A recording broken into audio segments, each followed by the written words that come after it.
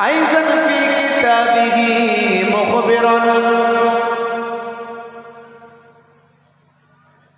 يا أيها الذين آمنوا لا ترفعوا أصواتكم فوق صوت النبي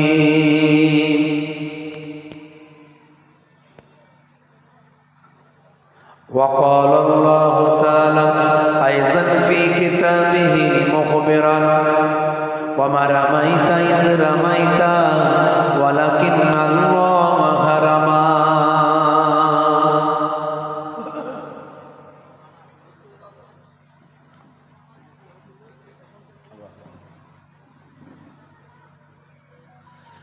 وقال النبي صلى الله عليه وسلم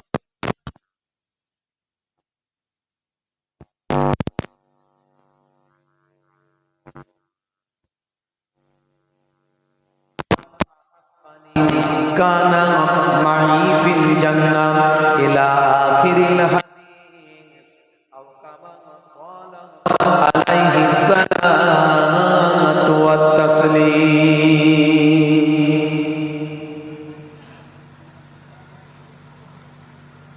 وقال النبي صلى الله عليه وسلم حق المسلم على المسلم خمس رد السلام وعيادة المريض واتباع الجنائز وإجابة الدعوات وتسمية العاطس إلى آخر الحديث أو كما قال عليه الصلاة والتسليم শ্রদ্ধেয় সম্মানীয় আজকের সভার সভাপতি মঞ্চে উপবিষ্ট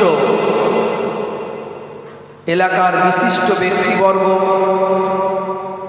সম্মানীয় ইমাম সাহেব মাওলানা সাহেব মুয়াজ্জিন সাহেব মসজিদ কমিটি মাদ্রাসা কমিটি জলসা কমিটি সামনে উপবিষ্ট আমার পিতৃতুল্য বাপজিরা আছেন তরুণ যুবকেরা আছেন মুরব্বিয়ানিয়ারা আছেন স্নেহের বাচ্চারা অনেকে আছে পর্দার আড়ালে আমার জননী মায়েরা বোনেরা আছে মিডিয়া পারসনস আছে ম্যানেজমেন্ট পারসনস আছে দূর দূরান্তে অবস্থিতা জাতি ধর্ম বর্ণ নির্বিশেষে শ্রোতা বন্ধুরা আছে প্রত্যেককে ফুরফুরা দরবার শরীফ ছোট হুজুর পীর কেবলা রহমাতুল্লাহ আলাইহির মেয়ের ছেলে নাতি হিসাবে মায়াপুর পীরনগরী হুজুর পীর কেবলা রহমাতুল্লাহ আলাইহির ছেলে পৌত্র হিসাবে আমি মোহেবুল্লাহ হুসাইনি হরিমখোলা দরবার শরীফের পক্ষ থেকে প্রত্যেককে আন্তরিক সালাম শুভেচ্ছা ভালোবাসা জ্ঞাপন করি আল্লাহ পাকের রহমত সমস্ত ঈমানদারির উপর হোক জোরে বলুন আল্লাহুম্মা আমিন খুব অল্প সময়ের কিছু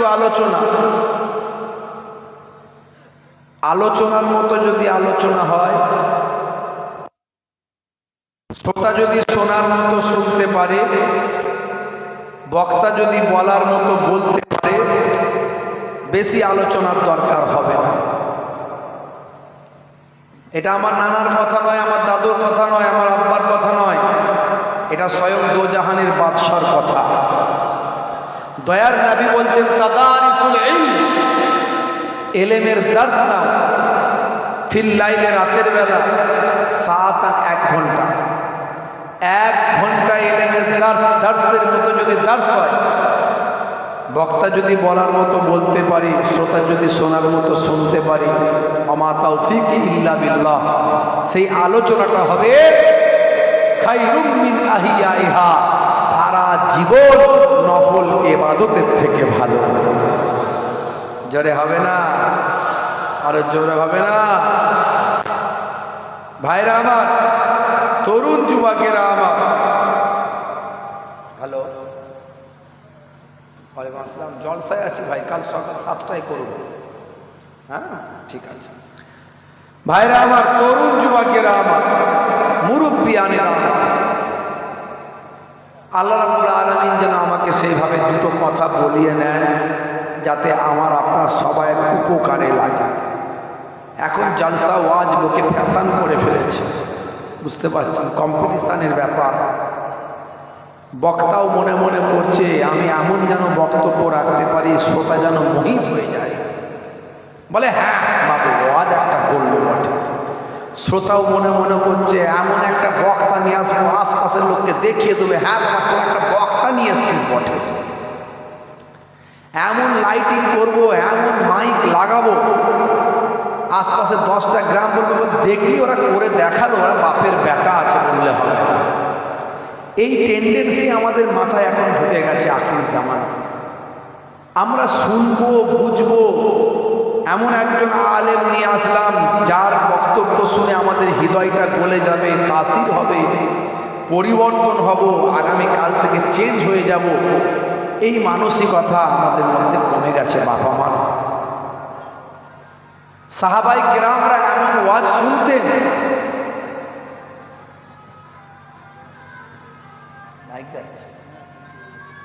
যাচ্ছে না যাবে, আচ্ছা যাক চলে যাক, ঠিক আছে।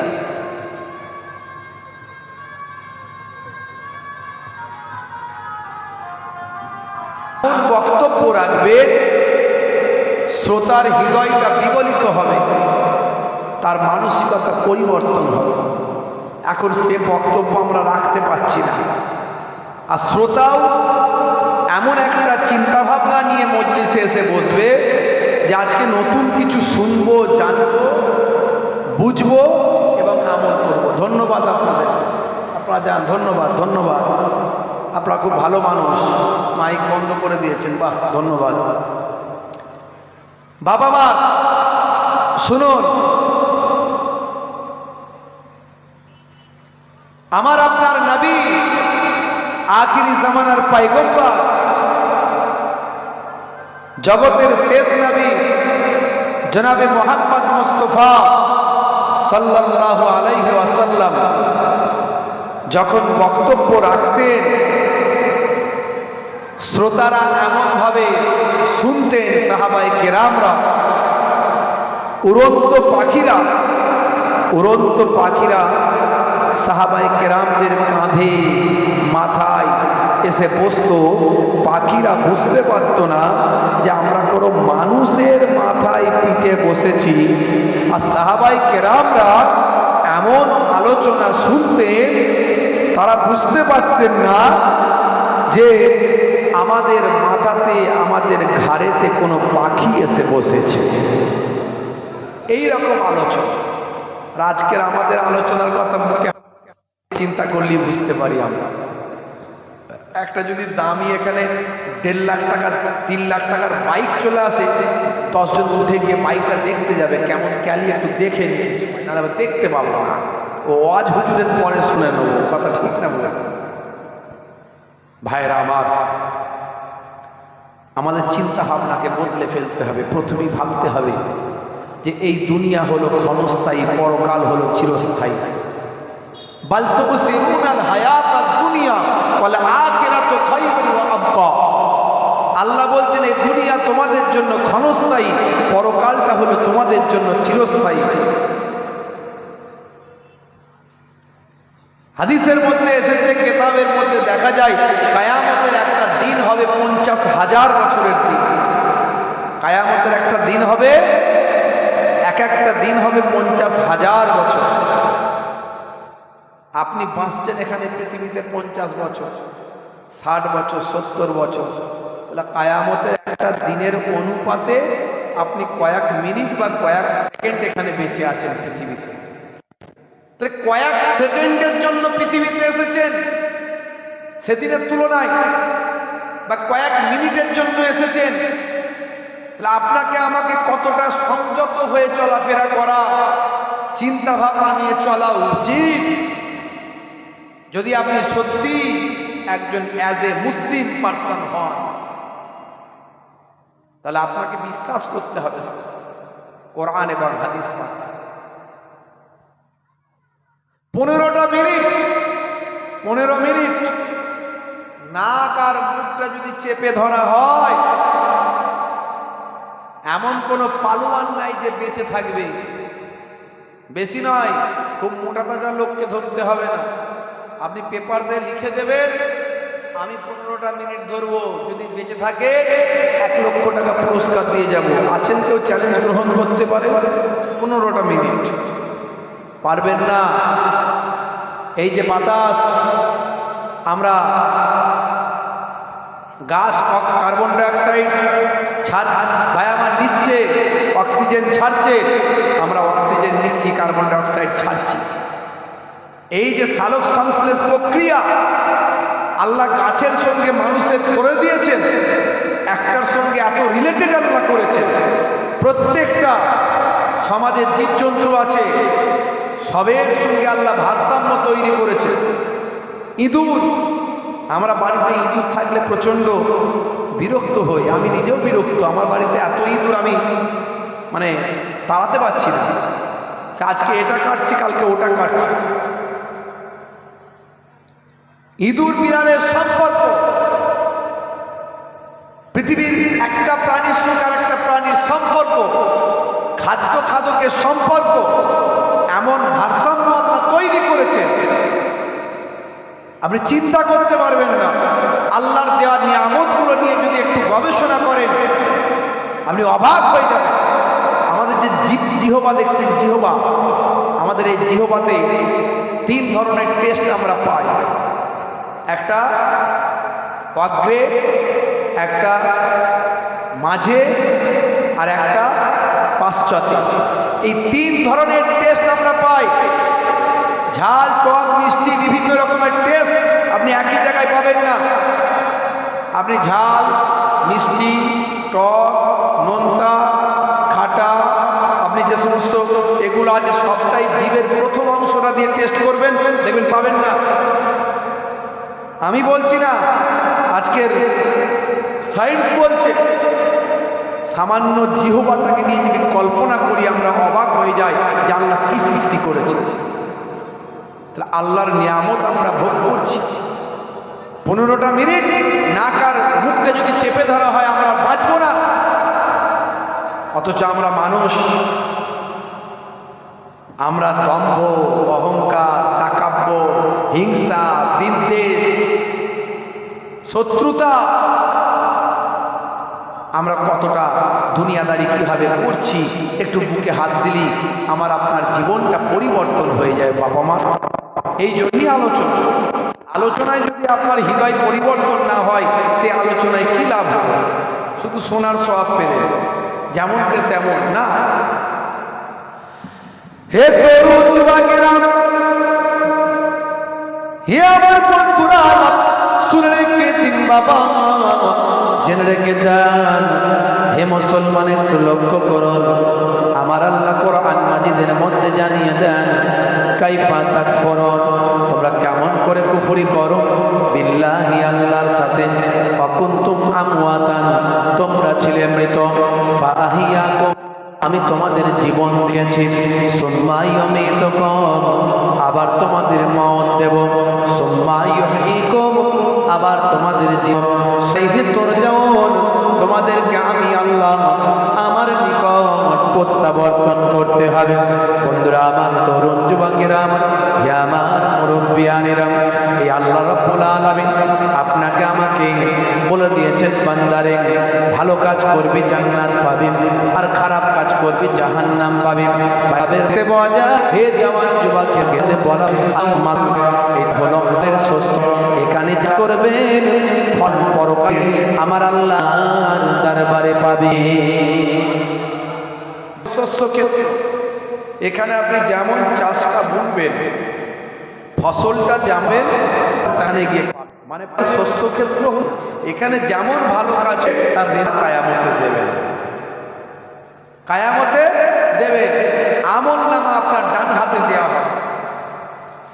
আমি আপনি যা করছি, প্রত্যেকটা আমাদের পদক্ষেপ, প্রত্যেকটা আমাদের কদম, আমরা যা ফেলছি, হে তরুণ যুবকেরা, বাড়িতে সিসি ক্যামেরা লাগাই, শপিং মলে সিসি ক্যামেরা লাগাই, ভাই আমার আজ এখন দেখা যায় সরকার অনেক সচেতন হয়েছে, অনেক অন্যায় অবিচার অনেক কমে গেছে, রাস্তাঘাটে অনেক অত্যাচার জুলুম বন্ধ হয়েছে।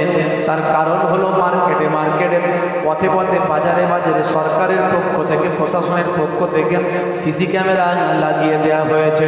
এ তরুণ যুবকেরা এই জন্যে দেখবেন যে সরকার যত সচেতন, সেই সরকারের অধীনে তত অন্যায় কম, অপরাধ কম।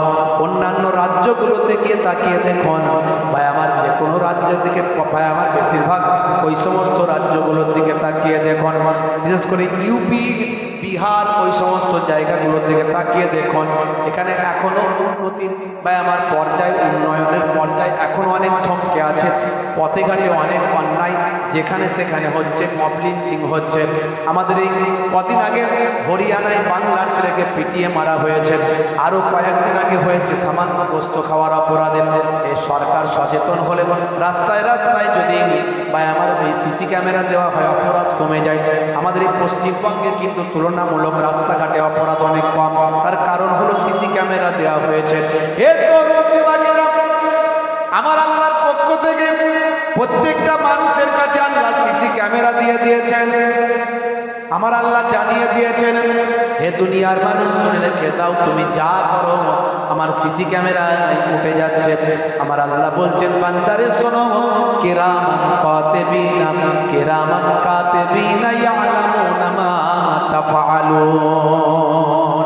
তুমি যা করো কিরামান কাতিবিন সবই লিপিবদ্ধ করছে।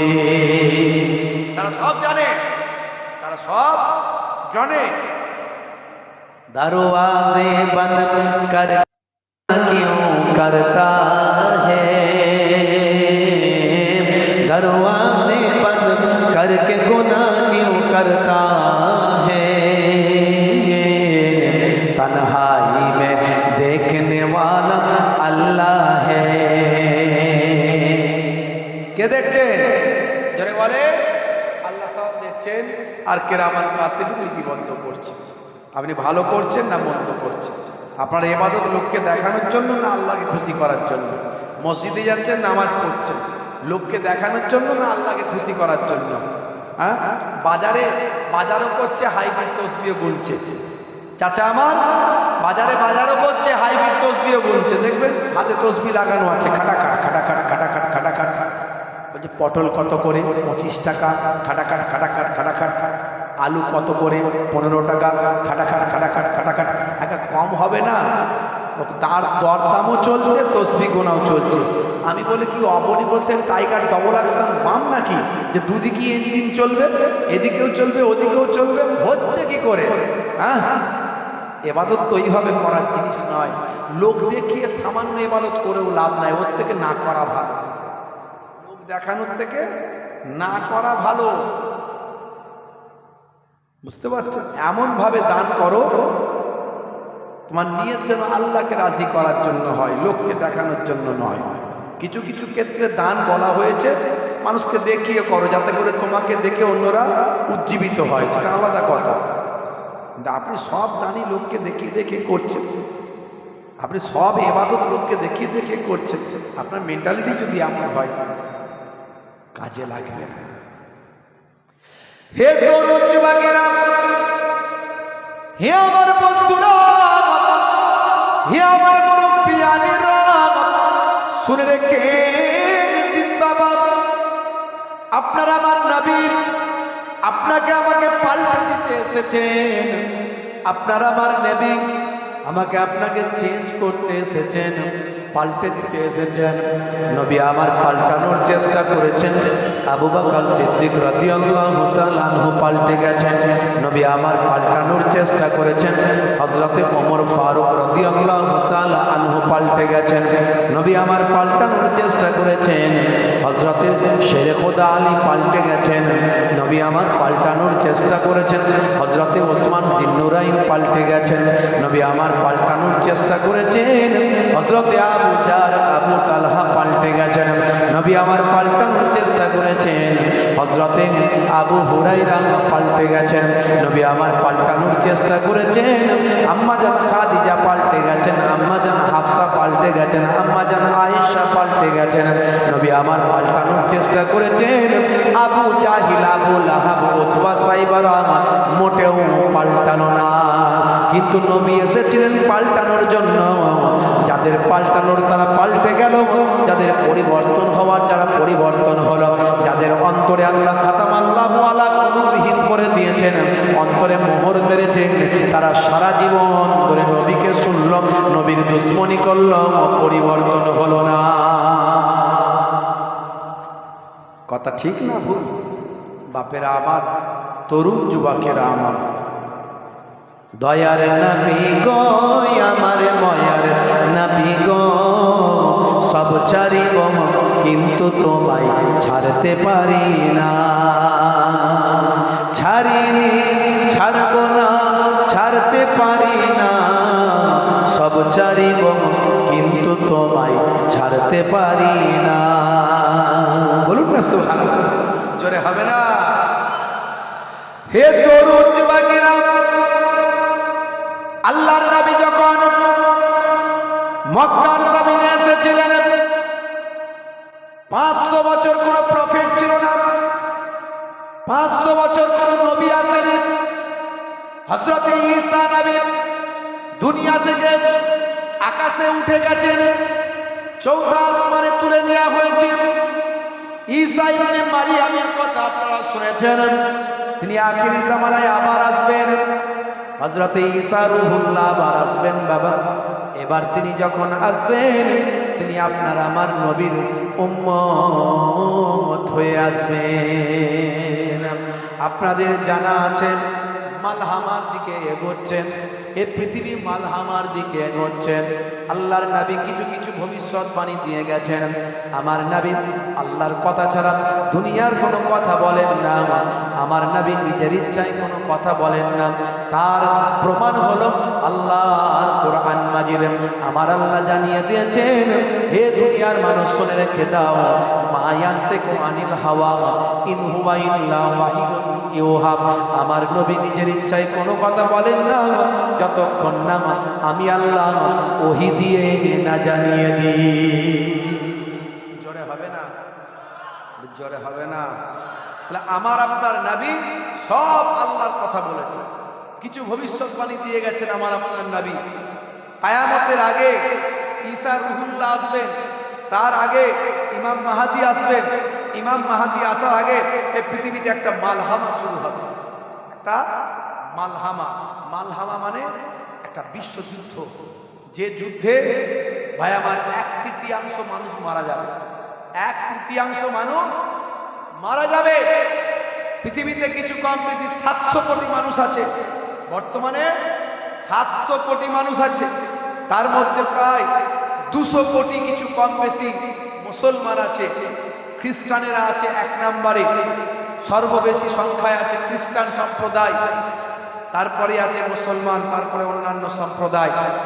ভাইরা আমার, তরুণ যুবকেরা আমার, পৃথিবীতে একটা মালহামা শুরু হবে। আর সেই মালহামার সূত্রপাত বিগত কয়েক বছর থেকে শুরু হয়ে গেছে। আপনি দেখুন, যুদ্ধ অলরেডি লেগে আছে, চলছে। আল্লাহর নবী বলেছেন মধ্যপ্রাচ্য থেকে শুরু হবে এই মালহামার সূত্রপাত। মধ্যপ্রাচ্য বৃহৎ শাম থেকে শুরু হবে।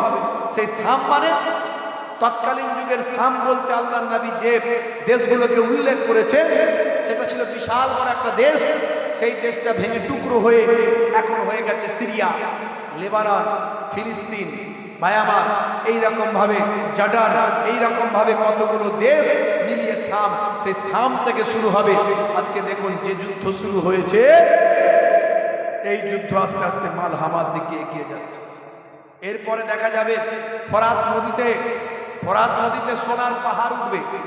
ভালো করে খবর নিন, ফরাত নদীর পানি কমছে, ফরাত নদীর পানি কমে যাচ্ছে এবং সোনার টুকরো পাওয়া যাচ্ছে। এইভাবে আল্লাহর কুদরতি ক্ষমতায় দেখবেন এই যে ইউফ্রেটিস নদী, ফোরাত নদী আস্তে আস্তে শুকিয়ে গিয়ে সেখান থেকে কোনো এক সময় সোনার পাহাড়, সোনার খনি বের হয়ে যাবে। সেই সোনার খনিকে কেন্দ্র করে পৃথিবীর বিভিন্ন দেশ যুদ্ধে লিপ্ত হবে।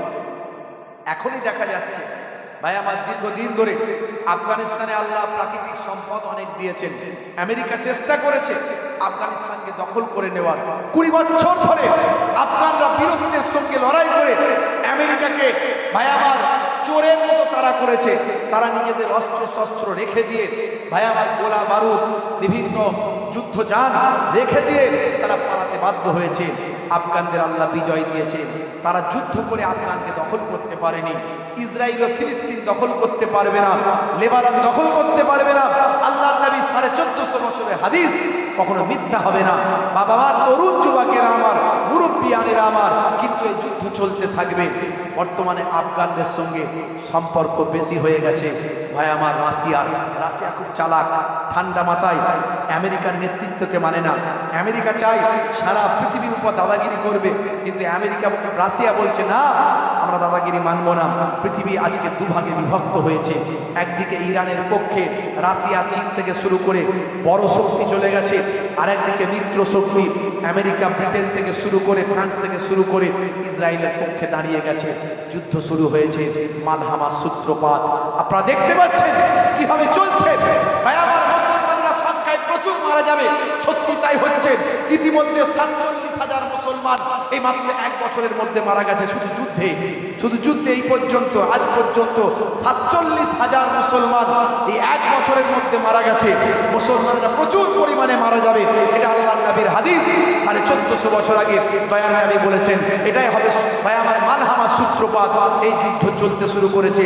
আগামী দিন এই যুদ্ধ চলতে চলতে যে কোনো সময় পরমাণু যুদ্ধে চলে যাবে। পরমাণু যুদ্ধে গেলেই এটাই মালহামা হয়ে যাবে, পৃথিবীর 1/3 মানুষ মারা যাবে। আপনি দেখতে পাচ্ছেন একটা পরমাণু অস্ত্র, পরমাণু বোমা জাপানের হিরোশিমা নাগাসাকিতে পড়েছিল। আজও তার ইফেক্ট, তার ক্ষয়ক্ষতি আজও জাপানের মানুষ ভোগ করছে। সেই পরমাণু বোমা এতটা ভয়ঙ্কর, আজ থেকে এত বছর আগে এত ভয়ঙ্কর পরমাণু বোমা ছিল, আর আজ কত উন্নত হয়েছে বিজ্ঞান। তাহলে সেই পরমাণু বোমা যদি এক জায়গায় কোথাও পড়ে, তাহলে সেই জায়গার অবস্থা কি হবে? 1/3 মানুষ মারা যাবে। এই রকম সিচুয়েশন যখন তৈরি হবে, তারপর আমার আল্লাহ মুসলমানদের উপর দয়া করে পাঠাবেন হযরত ইমাম মাহদী আলাইহিস সালামকে। বুঝতে পারছেন বাবা মা? হে তরুণ যুবকেরা, হে আমার বন্ধুরা, ইমাম মাহদী আলাইহিস সালাম আসার পরে তিনি রাজত্ব শুরু করবেন। ভাইরা আমার, তরুণ যুবকেরা আমার, তার জবানের দোয়া আল্লাহ কবুল করবেন। তিনি পুনরায় মুসলমানদের আবার ঈমানের দিকে ফিরিয়ে আনবেন। মুসলমানদের ঈমান পূর্বেই নড়বড়ে হয়ে যাবে। বর্তমানে তাকিয়ে দেখুন মুসলমানদের ঈমান কত নড়বড়ে হয়ে গেছে। আজকে আমরা দিন ভুলে গেছি, রাসূলের সুন্নত ভুলে গেছি, নামাজ ছেড়ে দিয়েছি। 100 জনের মধ্যে 95 জন 5 ওয়াক্ত নামাজ আমরা ঠিক মতো পড়ি না। হে তরুণ যুবকেরা, আমার মুরব্বিয়ানেরা, সুদ ঘরে ঘরে ঢুকে গেছে, ঘুষ ঘরে ঘরে ঢুকে গেছে, জেনা ব্যভিচার ঘরে ঘরে ঢুকে গেছে। আল্লাহর নবীর হাদিসগুলো, কিয়ামতের আলামতগুলো মিলতে শুরু করে দিয়েছেন। হে জওয়ান যুবকেরা, ছোটদের প্রতি স্নেহ, বড়দের প্রতি সম্মান আস্তে আস্তে উঠে গেছে। আলেম ওলামাদের প্রতি ভক্তি, ভালোবাসা, আল্লাহর কোরআনের প্রতি মহাব্বত মানুষের আস্তে আস্তে উঠে গেছে। বরং যুবকেরা, কিয়ামতের আলামতগুলো আস্তে আস্তে পাওয়া যাচ্ছে। ইমাম মাহদী আলাইহিস সালাম পৃথিবীর জমিনে আসবেন। ইমাম মাহদী আলাইহিস সালাম, যাকে মানুষ চিনতে পারবে না, তিনিও জানবেন না আমি হলাম ইমাম মাহদী। আল্লাহর নবী বলেন, ইমাম মাহদী হবে আমার নামে নাম, তার নাম হবে আহমদ, তার নাম হবে মুহাম্মদ। আল্লাহর নবী বলেন, ইমাম মাহদীর গোত্রটা হবে আমার গোত্র থেকে, ইমাম মাহদীর বংশটা হবে আমার বংশের থেকে। ইমাম মাহদী আরব বিশ্বের কোনো জায়গার মানুষ কেউ তাকে চিনতে পারবে না। মাঝে মাঝে দেখা যায় ভারতবর্ষে ইমাম মাহদী বেরিয়েছে, এগুলো হলো ভণ্ড। পাকিস্তানে ইমাম মাহদী বেরিয়েছে, এগুলো হলো ভণ্ড। পৃথিবীর অনেক জায়গায় বেরিয়েছে, এগুলো হলো ভণ্ড। আল্লাহর নবীর হাদিস আছে, সেই হাদিসের বাইরে এক চুল যাওয়ার কোনো রাস্তা নাই। ইমাম মাহদী নিজেও জানবেন না আমি হব ইমাম মাহদী। ইমাম মাহদীকে মানুষ চিনতে পারবে যখন তিনি আল্লাহর বাইতুল্লাহ কাবা শরীফ ওয়াফ করবে। আল্লাহর নবীর হাদিসকে মিলিয়ে ফেলবে মানুষ, মানুষ মিলিয়ে ফেলে বলবে আপনি তো ইমাম মাহদী। তখন তিনি বুঝতে পারবেন একদম আরবের এক সহজ সরল পরিবার থেকে উঠে আসবেন তিনি, নবীর বংশের মধ্যে হবে, তার নামটা থাকবে নবীর নামে নাম, তার পিতার নাম থাকবে আব্দুল্লাহ, মায়ের নাম থাকবে আমিনা, একেবারে নবীর নামের সঙ্গে মিলে যাবে। ভাই আমার, তখন মানুষ বুঝতে পারবে তার কাজ, তার আখলাক দেখে ইনি হবেন ইমাম মাহদী। সেই সময় আল্লাহর নবী বলেন, যে যেখানে আছো ইমাম মাহদীর কাছে এসে বায়াত হয়ে যেও। জোরে বলেন সুবহানাল্লাহ। তরুণ যুবকেরা আমার, ইমাম মাহদী পৃথিবীতে আসার পরে ইমাম মাহদী বিভিন্ন জায়গায় অন্যায়ের বিরুদ্ধে মোকাবেলা করবেন। হে তরুণ যুবকেরা, জালেমদের শক্তি আল্লাহ বাড়িয়ে দেবেন। সেই সময় সারা বিশ্বের ঈমানদারদের পরীক্ষা করার জন্য জালেমদের পক্ষ থেকে আমার আল্লাহ পাঠিয়ে দেবেন কাকে? দাজ্জালকে পাঠিয়ে দেবেন। সেই ঈমানের পরীক্ষা শুরু করে দেবে। বাবা বন্ধুরা আমার, তরুণ যুবকেরা শুনে রেখে দেন, এমন সময় দেখতে পাওয়া যাবে দাজ্জালের কপালে লেখা থাকবে কাফ আলিফ ফারা, কাফ আলিফ ফের কাফের লেখা থাকবে। একটা চোখ তার অন্ধ হবে। আজও সিম্বলটা ইসরায়েলিরা আমার সেই সিম্বল, সেই ছবি এক চোখের আজকে প্রচার করে। আপনারা দেখবেন ভাই আমার, ইসরায়েলের বিখ্যাত মিডিয়াগুলোর কয়েকটা মিডিয়ায় এর আগে আমি বক্তব্য দিয়েছিলাম, ভালো করে ডিটেলসটা বলেছিলাম। তারা আজকে দাজ্জালের সঙ্গে তাদের ধর্মের সর্বোচ্চ গুরুদের, ধর্মযাজকদের দাজ্জালের সঙ্গে তারা কথা বলেছেন। তারা সন্ধান পেয়েছে কিন্তু দাজ্জালকে ছাড়িয়ে আনতে পারেনি। কারণ দাজ্জালকে ভাইরা আমার, তরুণ যুবকেরা, আল্লাহর পক্ষ থেকে এমন এক জায়গায় বেঁধে রাখা হয়েছে, সেখান থেকে বেরিয়ে আসা তার ক্ষমতা হয়নি। দাজ্জাল বেরিয়ে আসবে। হে তরুণ যুবকেরা, হে আমার বন্ধুরা, শুনে রেখে দিন বাবা, ইমাম মাহদী আলাইহিস সালামের সঙ্গে দাজ্জালের লড়াই হবে, যুদ্ধ হবে, চলতে থাকবে। ঈমানদারদের সঙ্গে কুফফারদের, বেঈমানদের আমার আল্লাহ তাআলা এমন সময় হযরতে ঈসা রূহুল্লাহকে পাঠাবেন। ভাই আমার তরুণ যুবকেরা, ভাই আমার মুরব্বিয়ানিরা, শামের সেই সাদা মসজিদ, যে মসজিদ আজও বিদ্যমান, সেই মসজিদের গম্বুজের উপরে আমার আল্লাহ দুইজন ফারিস্তার কাঁধে ভর দিয়ে হযরতে ঈসা ইবনে মারিয়াম আলাইহিস সালাম তিনি আল্লাহর দুনিয়ায় নেমে আসবেন। চৌথা আসমান থেকে এসে ইমাম মাহদী আলাইহিস সালামকে সাহায্য করবেন। সারা পৃথিবীতে তিনি রাজত্ব কায়েম করবেন। ইমাম মাহদী আলাইহিস সালামকে সঙ্গে নিয়ে সারা পৃথিবীতে রাজত্ব করবেন। সেই সময় আল্লাহর দুনিয়ায় আল্লাহ মাননেওয়ালা ছাড়া আর একজন থাকবে না। সবাই আল্লাহকে মানবে। তখন সবাই তখন কি করবে? আল্লাহকে মানবে। এই যে মালহামার স্টার্টিং হয়ে গেছে, বাবা মার কায়ামতের ছোট ছোট আলামতগুলো সব মিলে গেছে। আমার আপনার নবী এসেছেন আপনাকে আমাকে পরিবর্তন করার জন্য, হেদায়েত হয়ে। আমার আল্লাহ বলছেন, হে আমার হাবিব, ফাযাক্কির ফাইন্না যিকরা তানফাউল মুমিনিন, আপনি বলতে থাকুন, আপনার বলাটা ঈমানদারদের কাজে লাগবে। You keep telling, believers will benefit. আপনি বলতে থাকুন, আপনার বিশ্বাসীরা যারা বিলিভার তাদের জন্য তারাই তো বেনিফিটটা পাবে, তাদের উপকারে লাগবে। আপনি বলতে থাকুন, আবু বকর হেদায়েত হলো, ওমর হেদায়েত হলো, ওসমান হেদায়েত হলো, আলী মুর্তজা হলো, কিন্তু আবু জাহিল হলো না, আবু লাহাব হলো না, উতবা সাইবারা হলো না। আমি আল্লাহ আপনাকে বলছি, আপনি বলতে থাকুন, দ্বীনের প্রচার করতে থাকুন, ঈমানদারেরা হেদায়েত হয়ে যাবে। তাহলে ওয়াজ করলে সবাই হেদায়েত হবে? হবে না। নবী করেছেন, হেদায়েত হয়নি। আর আমাদের কোথাকারের কে দুটো আমরা ভাতে দেই? হ্যাঁ, কোথাকারের কে দুটো আমরা ভাতে দেন? নবী করেছেন, সবাই হেদায়েত হয়নি। তাহলে সবাই হেদায়েত নসিবে সবাই নাই। হেদায়েত দেওয়ার মালিক কে? জোরে বলেন কে? আল্লাহ বলছেন, ততক্ষণ পর্যন্ত কোনো জাতি, কোনো সম্প্রদায়, কোনো কওম, কোনো ব্যক্তিকে আমি হেদায়েত করি না যতক্ষণ না সে হওয়ার চেষ্টা করে। মান জাদ্দা হওয়া জাদা, जिसने कोशिश किया उसको मिला। চেষ্টা করলে পাবে। আপনি যত বড়ই আবেদ জাকের আল্লাহওয়ালা হন, এক্সেপশন ব্যতিক্রমটা আলাদা কথা। না, আল্লাহ বলেননি তুমি চুপ করে ঘরে বসে থাকো, তোমায় খাবার পাঠিয়ে দেবো। আল্লাহ বলছেন তুমি চেষ্টা করে যাও, তুমি আমার ইবাদত করো, আমার প্রতি তাওয়াক্কুল করো, আর রুজি তালাশ করো। রুজি দেওয়ার মালিক আমি আল্লাহ, আবার রুজি কেড়ে নেওয়ার মালিক আমি আল্লাহ। আমি আমার এই ছোট জীবনে কত কোটি কোটি টাকার মালিককে দেখলাম ফকির হয়ে গেল, কোটি কোটি টাকার মালিককে দেখলাম ফকির হয়ে গেল। আবার কত দুস্থ অসহায় ঘরের সন্তান, তার মা কত কষ্ট করে মানুষ করেছে, আজ আল্লাহর উপর তাওয়াক্কুল করেছে, কাজে ব্যবসা বাণিজ্যে লেগেছে, এখন নামাজি পরেশগার, আল্লাহ তাকে কোটি কোটি টাকার মালিক বানিয়ে দিয়েছে।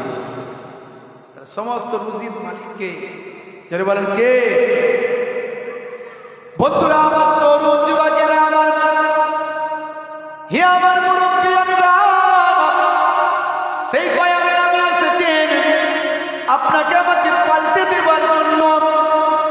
যে সময় দয়ার নবী এসেছিলেন, আরবের মানুষেরা অত্যাচার, অনাচার, পাপাচার, লুকাচার, মেরে নেওয়া, কেড়ে নেওয়া, খুন খারাপি, এমন কোনো অপরাধ ছিল না যে আরবের মানুষেরা সে সময় তারা করেনি। আমার আল্লাহ দয়ার নবীকে পাঠালেন আরবের মানুষের হেদায়েতের জন্য। দয়ার নবী পৃথিবীর জমিনে এলেন, মানুষকে হেদায়েতের আলো দিলেন, হেদায়েতের আলো দিতে লাগলেন। দয়ার নবী মানুষকে ইসলামের দাওয়াত দিতে লাগলেন। পৃথিবীতে আমার আল্লাহ দয়ার নবীর ওসিলায় শান্তি বিরাজ করাতে লাগলেন। 12 রবিউল আউয়ালে রহমত ওয়ালা নবী এলো রে। জোরে হবে না? আর জোরে হবে না? 12 রবিউল আউয়ালে রহমত ওয়ালা নবী এলো রে। সাফাতের তাজ পরে জমিনে বরকত ওয়ালা নবী এলো রে। এলো রে ভাই, এলো রে, এলো রে ভাই, এলো রে। কাউসার, কাউসার ওয়ালা নবী এলো রে। জোরে হবে না? আর জোরে হবে না? ওই কোরাইশ বংশের ভিতরে মা আমিনার রেহেমে এলে তুমি নূর জেলে আব্দুল্লাহর ওই বাগানে। আর জোরে।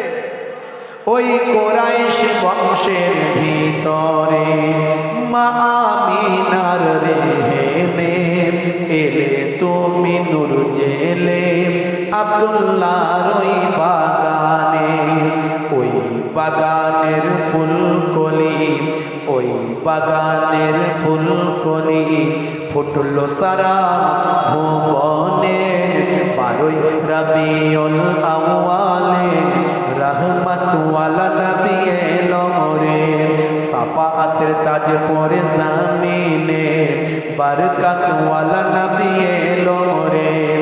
এলো রে ভাই, এলো রে, এলো রে ভাই, এলো রে। কাউসার, কাউসার ওয়ালা নবী এলো রে।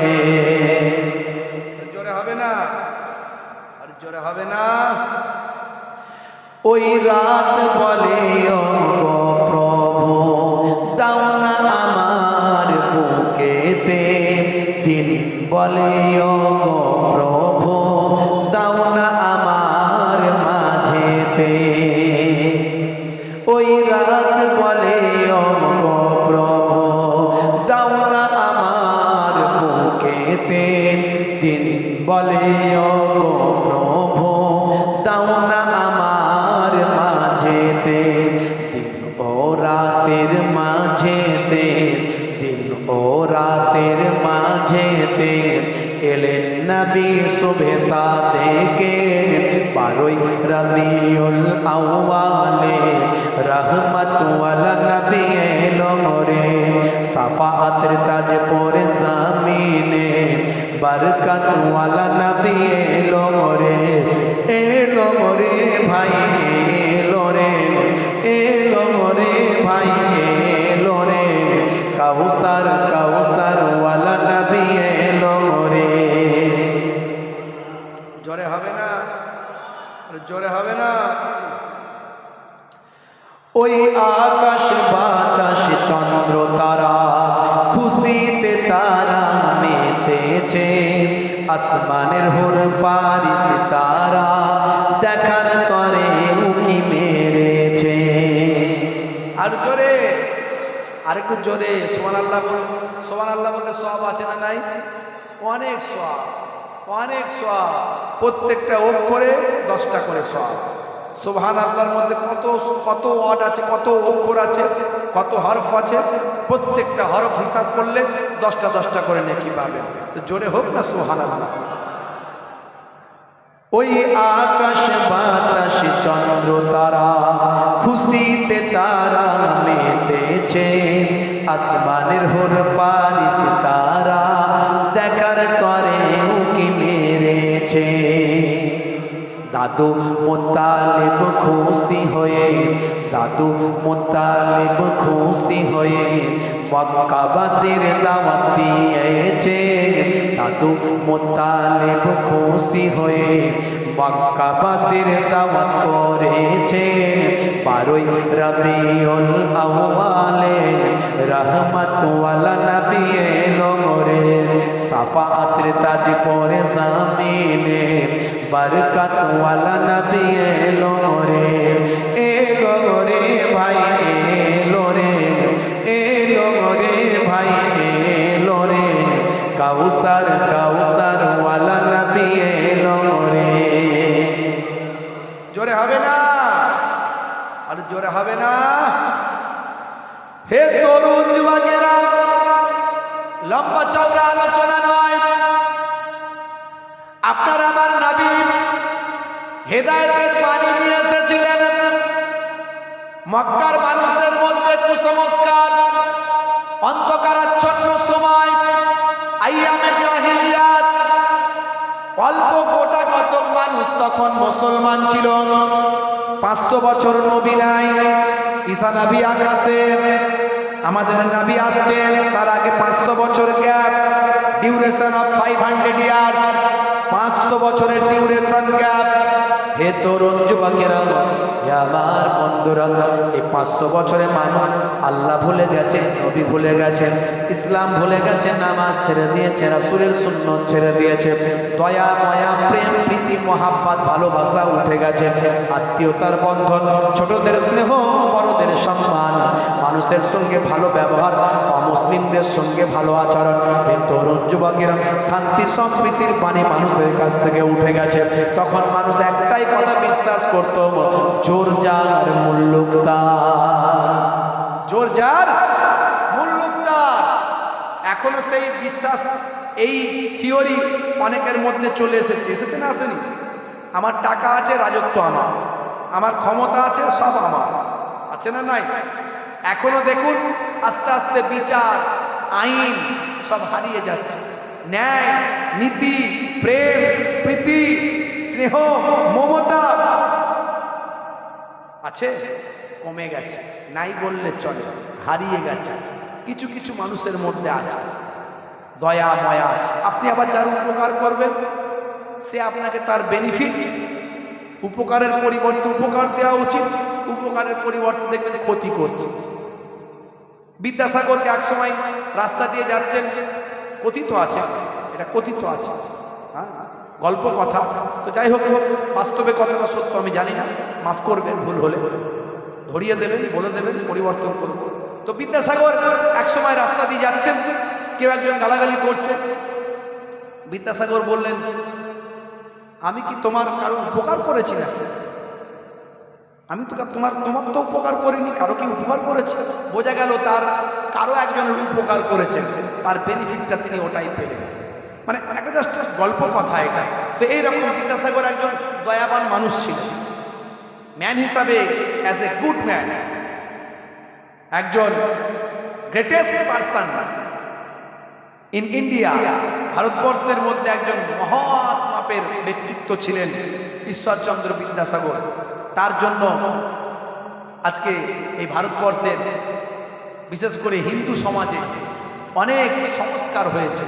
বাল্যবিবাহ তার জন্যই রোধ করা হয়েছে, বিধবা বিবাহ তার প্রচেষ্টাটি ইংরেজ সরকার চালু করেছে। এমনকি তিনি তার নিজের সন্তানের বিবাহটা বড় সন্তান জ্যৈষ্ঠ পুত্র তার বিবাহটা দিয়েছিলেন একজন বিধবার সঙ্গে। জোরে বলুন সুবহানাল্লাহ। আর আমার আপনার নবী 1450 বছর আগে তখনই বিধবা বিবাহ আইন চালু করেছিলেন। 25 বছরের একজন যুবক নবী 40 বছরের একজন বৃদ্ধা মহিলা মা খাদিজাকে বিবাহ করে বিশ্বের মানুষের কাছে বার্তা দিয়েছিলেন, আমি নবী হয়ে বিধবা বিবাহ আইন এখনই চালু করে দিলাম। যারা আমার নবীকে ফলো করেছে একটা বিষয় মহান হয়ে গেছে। আপনি ফলো করুন, আপনি নবীর আদর্শ মেনে চলুন, নবীর সুন্নত মেনে চলুন, আপনাকে স্যালুট করবে, আপনাকে স্যালুট করবে লোক। আমি একটা হাই সেকেন্ডারি স্কুলে শিক্ষকতা করি, আপনারা জানেন। 2008 সালে স্কুল সার্ভিস কমিশনে তখন পরীক্ষা দিয়েছিলাম। তা আলহামদুলিল্লাহ আমি রাজ্যের থার্ড হয়েছিলাম, 3 নম্বরের র্যাঙ্ক হয়েছিল। আমি অনেক স্কুল দেখার সুযোগ পেয়েছিলাম, যেটা ইচ্ছা নেব। আমার নানা বাড়ি এলাকা ফুরফুরা শরীফের পাশেই বড়দাজপুর হাই স্কুল উচ্চ মাধ্যমিক, ওটা আমি নিলাম। তো আমার স্কুলে মাইনরিটি এলাকা 90% মুসলিম, টিচার আমার 90% অমুসলিম হিন্দু ভাই। তো প্রত্যেকেই আলহামদুলিল্লাহ খুব ভালো মনের মানুষ। প্রায় 40 জন স্টাফ, আমরা কয়েকজন মাত্র মুসলিম, কিন্তু তারা আমাকে ভীষণ রেসপেক্ট করে, সম্মান করে। আমাকে যে পোশাকে দেখছেন, আমি সকালবেলা কিন্তু স্কুলে বেরিয়েছি। আজকে হাফ ডে, আপনারা জানেন। স্কুল থেকে হয়ে কিন্তু আমি এখানে মগরিবের পর চলে এসেছি, এসে মগরিবের নামাজ পড়েছি এত তাড়াতাড়ি। লোকে জানে যে আমি অনেক তাড়াতাড়ি চলে আসি, কারণ আমি স্কুল থেকে আর বাড়ি যাই না, কারণ বাড়ি গেলে আবার 1-2 ঘন্টা ডিলে হয়ে যাবে। তো সেই আমি স্কুলের কথা বলছি, এতগুলো একটা প্রায় 30 থেকে 35 জন অমুসলিম হিন্দু আমাকে কিন্তু ভীষণ রেসপেক্ট করে। আমি যে পোশাকে আমাকে দেখছেন, এই পোশাকটা আমার শুধু জলসার পোশাক নয়, এটা আমার সবসময়ের পোশাক। অনেকে জলসায় উঠলে সেজে গুজে সুন্দর করে পাগড়ি ফাগড়ি বেঁধে একদম, বুঝতে পারছেন, হ্যাঁ, একটু ভারী ঝিকঝাক করে। আমার সিম্পিল লোক, আমার নানা ছিল ছোট হুজুর, সিম্পিল মানুষ, দাদু ছিলেন পিন্নাগরে হুজুর, সিম্পিল মানুষ। আমরা ফকির ফোকারা লোক, বুঝতে পারছেন, সিম্পল মানুষ, ও কোনো ওসব কিছু না। তো সারাদিন ওইভাবেই থাকে। আমাকে তারা সম্মান করে, আমাকে তারা উঁচু চেয়ার দেয়, আমাকে তারা আমার সামনে কোনো কথা, যে কথাটা আমার সামনে বলা যায় না, তারা চুপ হয়ে যায়, বলে না। এই যে সম্মানটা আমি বুঝতে পারি কেন পাই, তার কারণ হচ্ছে আমি আমার নবীর দেখানো পথে চলি। আমি মিথ্যা কথা বলি না।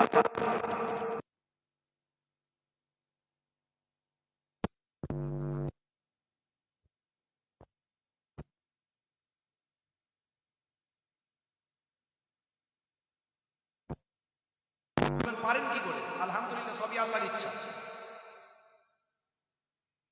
তা আমার বলার উদ্দেশ্য, আমি আরো বলতে পারি, নিজের প্রশংসা, নিজের কিছু বলা উচিত নয়, বলবো না। আমি একটা জাস্ট ফর এক্সাম্পল, একটা উদাহরণ দেওয়ার জন্য বলছি। আপনার জীবন জিন্দগিটাকে আপনি পরিবর্তন করে ফেলেন, দেখবেন সবাই রেসপেক্ট করবে। আজ ভুল বুঝলেও কাল রেসপেক্ট করবে, কাল সম্মান করবে আপনার। হে তরুণ যুবকেরা, হে আমার বন্ধুরা, হে আমার মুরব্বিয়ানেরা, শুনে রেখে বাবা,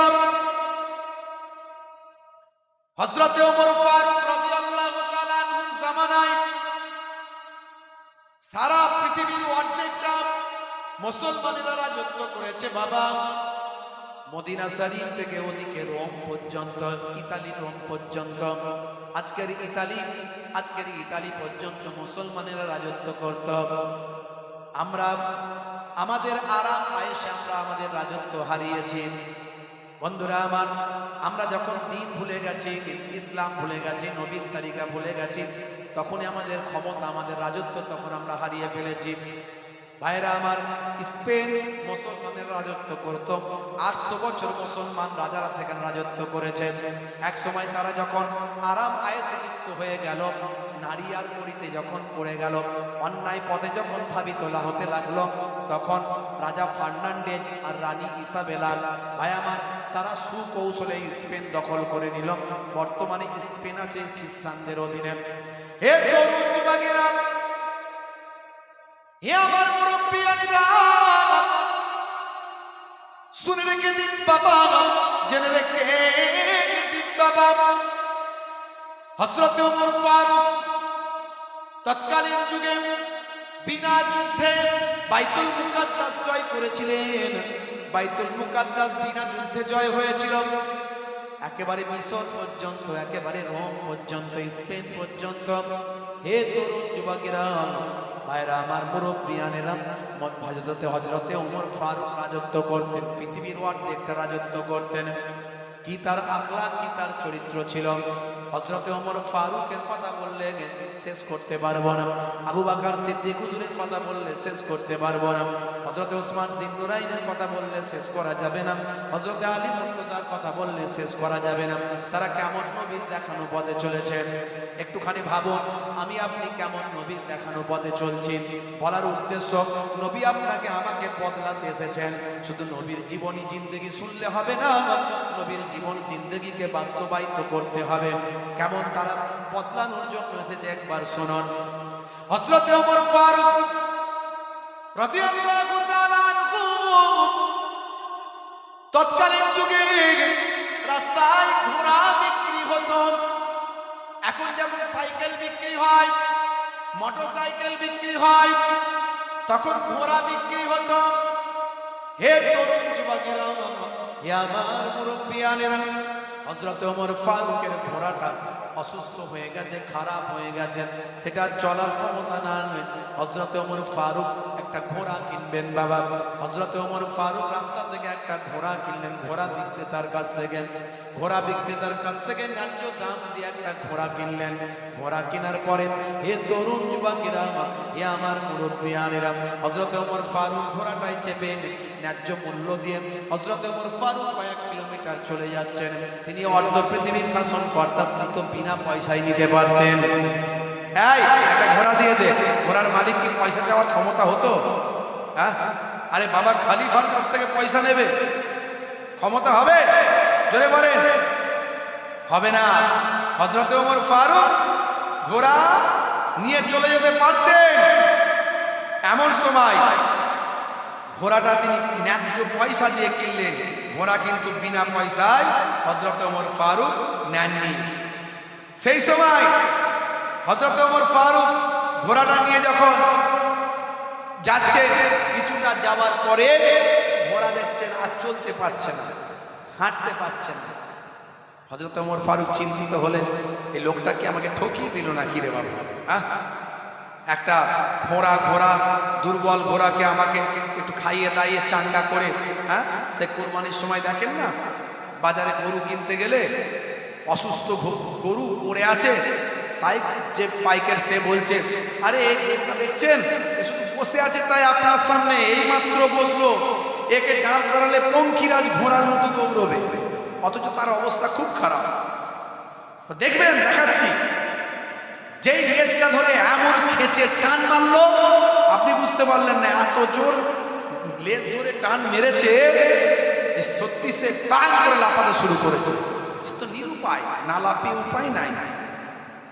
বলছে, দেখছেন এই যে পঙ্খিরাজ ঘোড়া দেখছেন, এইভাবে কিন্তু তার ন্যায় পরায়ণ হযরত ওমর ফারুক রাদিয়াল্লাহু তাআলা আনহু, ভাইরা আমার, চিন্তা করলেন তাহলে কি আমাকে ঘোড়াটা ঠকিয়ে দিয়েছে নাকি? ফের দোকানদারের কাছে গেছে, ব্যবসাদারের কাছে গেছে, এই মিয়া, তুমি কবে থেকে এসব ব্যবসা শুরু করেছো? তুমি আমাকে চেনো তো? হুজুর, আপনাকে চিনবো না, আপনি খলিফা, আপনি চাইলে বিনা পয়সায় নিতে পারেন, আপনি চাইলে সব নিতে পারেন, আপনি চাইলে পয়সা দিতে পারেন, আপনি চাইলে পয়সা ফেরত দিতে পারেন। না, আমি তো সেটা করিনি, আমি আমার নবীর আদর্শ মেনে চলি, আমি বিনা পয়সায় নেব, এটা আমার নবীর দরবারে আমি সহ্য করতে পারবো না, আল্লাহর দরবারে কৈফিয়ত দিতে পারবো না। কেন বিনা পয়সায় নেব? ন্যায্য পয়সায় নেব। কিন্তু তুমি এখন বলো যে এই ঘোড়াটা অসুস্থ ছিল, তুমি সেই অসুস্থ ঘোড়াকে আমাকে দিয়ে দিয়েছো। না হুজুর, অসুস্থ ঘোড়া আমার ছিল না, সুস্থ ঘোড়া ছিল। আপনি দেখে নিয়েছেন, আপনি ভালো করে বাছাই করে নিয়েছেন, আপনি বুঝে নিয়েছেন, আপনি এখন কেন কথা বলছেন হুজুর? হযরত ওমর ফারুক বললেন, ঠিক আছে, বিচার করতে হবে, তুমি বলছো সুস্থ ছিল, আর আমি মাত্র কিছু দূর যাওয়ার পরে হঠাৎ অসুস্থ হয়ে গেল, চলার আর ক্ষমতা নাই। ব্যাপারটা কি বোঝা যাচ্ছে না? এখন আমি হে তরুণ যুবকেরা, শুনে রেখে দেন, এর বিচারটা আমি করতে চাই।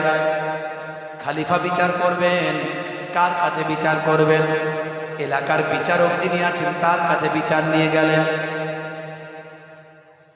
এলাকার বিচারক, গ্রামের নেতা, গ্রামের বিচারক। ছোট ছোট কোর্ট হয় না? হ্যাঁ, জেলা কোর্ট, মহকুমা কোর্ট। কিসের আওয়াজ হচ্ছে এখানে? কিসের আওয়াজ হচ্ছে? রান্নাঘরে খেলছে, ওখানে ফ্রি ফায়ার খেলছে। কি চালাচ্ছে? ফ্রি ফায়ার গুলি করছে মনে হচ্ছে। কিসের আওয়াজ হচ্ছে? ঠাস ঠাস ঠাস ঠাস। কোথায় হচ্ছে বলুন তো? ভিডিওতে এরকম আওয়াজ হবে না? দরুদ শরীফ আল্লাহুম্মা।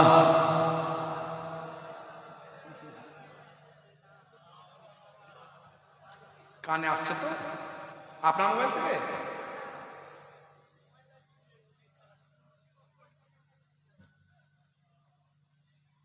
হে তরুণ যুবকেরা, রান্না কতক্ষণ বাকি? হয়ে গেছে তো? কাজ হয়ে যাচ্ছে তো, বেশি কথা বলতে গেলে বলা বন্ধ হবে না তো, মুশকিলের ব্যাপার, বুঝতে পারছেন? গত রাত্রেও প্রায় 3.5 ঘন্টা প্রায় হয়ে গেছে, 3 ঘন্টা এরকম হয়ে গেছে। এত বলে 2 ঘন্টায় শেষ করতে হবে, তাড়াতাড়ি, দেরি করা যাবে না। আমি এমনি অসুস্থ মানুষ, বুঝতে পারছেন? আবার আগামীকাল আপনাদের বলি, এই চড়াবিদ্যা এখান থেকে কত দূর? বেশি দূর নয় তো? আপনারা একটা নিউজ পেয়েছেন কিনা জানি না, আমরা lecturers association of Bengal, lecturers association of Bengal, যত পশ্চিমবঙ্গের যত বক্তা, আলেম, ওয়াইজ, আমাদের একটা সংগঠন আছে lecturers association of Bengal lab. সেই ল্যাবের পক্ষ থেকে আগামীকাল চড়াবিদ্যা বাজার থেকে একটা আমাদের প্রতিবাদী মিছিল আছে। আপনারা জানেন আমাদের নবীর নামে কটূক্তি করেছে মহারাষ্ট্রের একজন রামগিরি, আমার নবীর নামে বাজে মন্তব্য করেছে। আবার উত্তরপ্রদেশে আর একজন বলেছে, যা ইচ্ছা যে যা পাচ্ছে বলছে আমার নবীর নিয়ে। মুসলমানরা আজকে যেন আমাদের কোনো অস্তিত্ব নেই, আমরা প্রতিবাদ করতে পারি না। কিন্তু না, আমরা যখন জেগে উঠি অন্যায়ের বিরুদ্ধে গণতান্ত্রিক উপায়ে সংবিধানকে মান্যতা দিয়ে শৃঙ্খলাবদ্ধভাবে যখন মুসলমান গর্জে ওঠে, জেগে ওঠে, তখন অপরাধ বিলুপ্ত হয়ে যায়। আলহামদুলিল্লাহ, মহারাষ্ট্রের মানুষ থেকে শুরু করে সারা ভারতবর্ষের বিভিন্ন জায়গায় এই আল্লাহর নবী, যিনি পরধর্মে সহিষ্ণুতা শিখিয়েছেন, যার প্রশংসা করেছেন কবিগুরু বিশ্বকবি রবীন্দ্রনাথ ঠাকুর, যার দেওয়া নামাজ নিয়ে অধ্যয়ন করেছেন শ্রী রামকৃষ্ণ পরমহংসদেব, ভাই আমার, যার আনা কোরআন মাজিদ আছেন, তার পৃথিবী বিখ্যাত অথার পৃথিবী বিখ্যাত বিশ্বত্ব গ্রহণ করে গুগল সার্ভিসের মোটামুটি মানুষ করে সেই গুগলটা একটিবদ্ধ গিয়ে search who is the greatest in the world, আপনারা can search the best person in the prophet মুহাম্মদুর রাসূলুল্লাহ। সেই নবীর নামে কটূক্তি করে বলে নবী খারাপ ছিলেন, নবী বাজে ছিলেন, নবীকে অসম্মান করা হয়েছে, নবীর সম্পর্কে বাজে কথা বলা হয়েছে।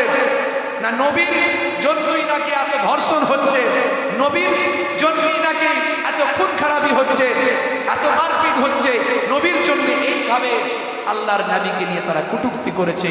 অথচ ইসলামের নবী, মুসলমানদের নবী, বিশ্বের নবী, সারা পৃথিবীর নবী অশান্তি বন্ধ করেছেন, মারপিট দাঙ্গা হাঙ্গামা বন্ধ করেছেন, ভাই আমার ন্যায় বিচার প্রতিষ্ঠা করেছেন, দয়ার নবী মনুষ্যত্ব দিয়েছেন, ইনসানিয়াত দিয়েছেন, মুহাম্মাদুর রাসূলুল্লাহ সাল্লাল্লাহু আলাইহি ওয়াসাল্লাম সারা বিশ্বের মানুষকে মুক্তি দিয়েছেন। জোরে বলুন সুবহানাল্লাহ। সেই অন্যায়ের বিরুদ্ধে আগামীকাল প্রতিবাদ আছে। চড়াবিদ্যা বাজার থেকে মহামিছিল শুরু হবে। আপনারা যদি পারেন যাওয়ার চেষ্টা করবেন। জীবনতলা এলাকার মানুষ আপনাদের এখান থেকে কাছে চলে যাবে। বেলা 2টার সময় দলে দলে সবাই যাবেন ইনশাআল্লাহ। মানুষের কাছে খবরটা পৌঁছে দেবেন। সকাল 2টোর আগে যেন সবাই খবরটা জেনে যায়। এমনি প্রচার হচ্ছে আশপাশে, ওখানে তো প্রচার হচ্ছে আশপাশগুলো, আপনারা যাবেন। সব আলেম ওলামারা করছি আমরা অন্যায়ের বিরুদ্ধে প্রতিবাদ। আমরা আলেমরা, হুজুররা, যাদেরকে আপনারা ইউটিউবে দেখেন, সব আলেম ওলামারা ওখানে থাকবেন ইনশাআল্লাহ। আপনারা কালকে যাবেন, চেষ্টা করবেন। একবার দরুদ শরীফ আল্লাহুম্মা সাল্লি আলা